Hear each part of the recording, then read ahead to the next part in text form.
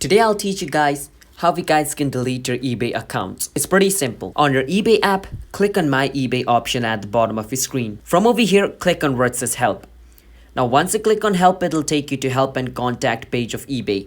From over here where it says Search, click on it and search for Delete Account. Once you search for Delete Account, you will see the option called Close Your Account. Click on Close Your Account. Once you click on it, you want to scroll all the way down and click on the blue button called Close Account. Click on Close Account. Once you do that, it'll take you to the account closing page.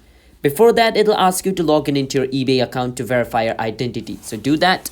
Now, once you log in into your eBay account, it is going to take you to the next step. It is going to send a verification code to your phone number. Now, whichever phone number you're using, go check the phone number and enter the verification code sent by eBay. Once you enter the verification code, it'll verify that you're the owner of the account. Once the verification is done, it is going to show you this, closing your account. Now, at the bottom, you can select the reason on why you're trying to leave. After you select the reason, your account will be closed. So that is basically how you guys can close your eBay account. If you guys found our video helpful, hit the subscribe to our channel one step. I'll see you guys in my future video. Bye bye until then.